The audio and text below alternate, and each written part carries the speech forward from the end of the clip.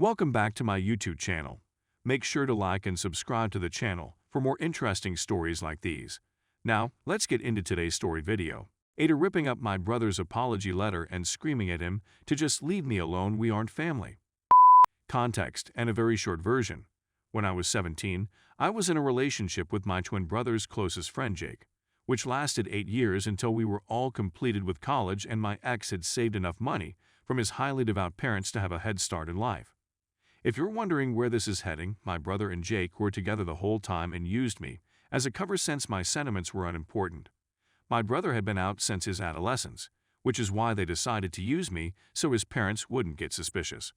My parents were angry with my brother and even cut his contract for a year. But they all made up and have been pushing for us to speak since I refused to speak to my brother due to how they dismissed me. When everything came out, Jake literally said, "You wouldn't understand, I had no other choice." My brother was worse. Like, I understand where Jake was coming from because his parents are nuts, but I didn't deserve to be treated like that. It's been 5 years since everything was released. I'm now expecting twins with my soon-to-be husband. My brother and Jake came back to our hometown last year, and they've been trying to persuade me to speak via my family, friends, and even colleagues. My mother pleaded with me to act like an adult and not let the past spoil my boys' opportunity at a connection with their uncle. That my hatred for my only brother is destroying our family and my mental health. Guess who was there when I went over for lunch and to show my parents scanned photographs a few hours ago? The delighted couple. I was truly in shock for a few minutes before pushing my brother away when he attempted to embrace me. My brother and Jake attempted to apologize, speak about what happened, and plead for a relationship, but I was so wound up that I couldn't stop trembling. I was in tears and asked them to leave me alone towards the end. My brother gave me a letter and said, "I truly wish things could be different. You're my sister, my twin. I love you and it hurts me that we don't have each other anymore." So I essentially lost it, ripped up the letter, and screamed that we weren't family and that all I wanted was for him to leave me alone. After that, I walked out and had to take a cab home because I was too angry to drive. Since then, my parents and family members have told me that I'm nasty and bitter and that I need to quit living in the past and move on. Hey guys, I won't be replying anymore because I'm very emotional and don't feel well. Not because of anyone in this sub, you're all amazing, but because someone gave my brother my number and with my family's no-stop calls. So I'm going to turn my phone off for my own sake and before anyone asks. My fiancé said in the family group that if anyone shows up at our house, they should hope the cops get there before he answers the door. Before I depart, I'd want to address a few concerns that many people have. Why didn't you spot any signals after 8 years? Basically, my brother and ex were always close, and I definitely never expected them to do anything like that to me, as your brother is supposed to protect you from terrible men. What was your relationship like with Jake? We lived together for 2 years and did everything that a normal couple does, so perhaps it answers a lot of questions regarding our bedroom life. Why are you more upset at your brother than at Jake? I despise Jake and will never forgive him, but I did and still do sympathize with his parents' position. The reasons I'm angrier towards my twin brother should be self-evident. How do you intend to spend your time with your parents? Are you in therapy? Absolutely, it's helped me love myself again and trust others, and I'm in a much better position than I was a few years ago. Did what happened make you have a bad attitude about the LGBT+ community? Of course not. My brother and Jake harmed me, not the whole community. And let's not forget that homophobic morons are the reason this occurred in the first place. Why is your grammar so bad? I'm sorry. I never check my grammar on the internet unless it's for business. It's been a long, emotional day. Story 2.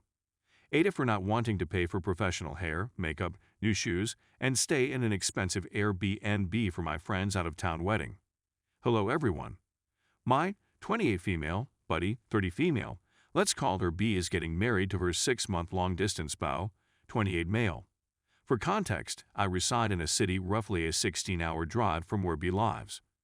The groom, on the other hand, lives in a separate city from both me and the bride, somewhere in between both of us.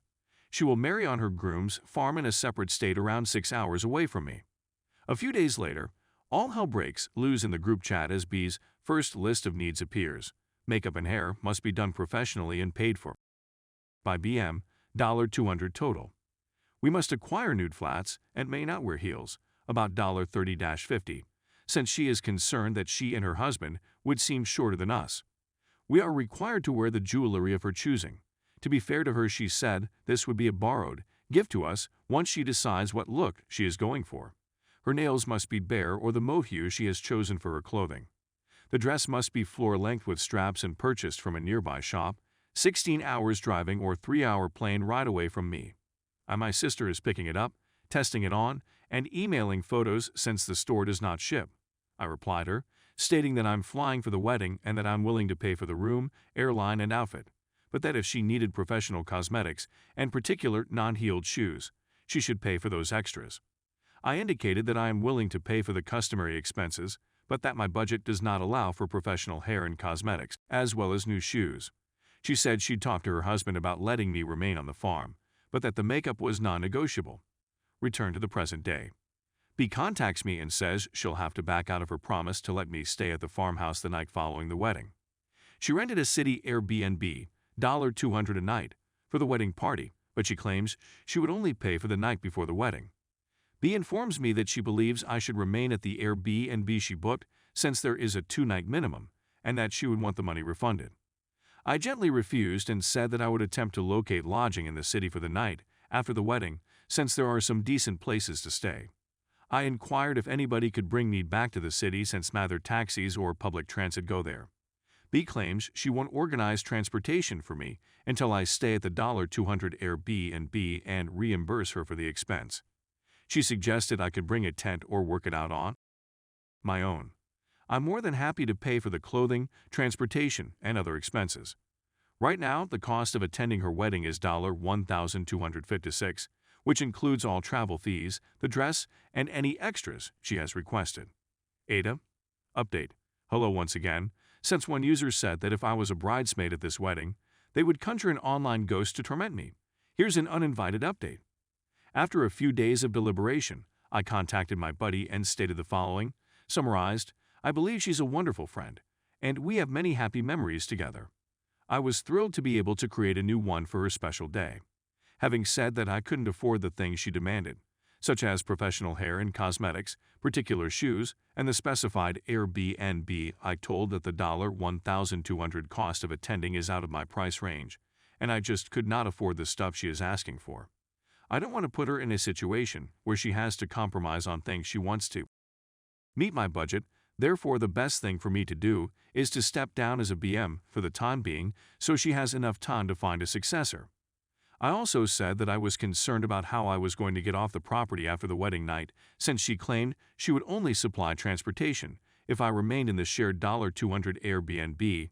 She was unsure who else would be staying there. I said that I needed to be in court for a trial 2 days after the wedding, and although I'm generally quite flexible, I couldn't leave that portion up to chance since my work is very important to me. B answered, summarized, she has been very busy with her relocation, report cards, she is a teacher, and wedding preparations. She reasoned that since I'm a lawyer, I should be able to pay all she is requesting. For reference, I am a very new government lawyer and have massive student debt. He deserves a bridesmaid who will live up to her expectations and be there for her.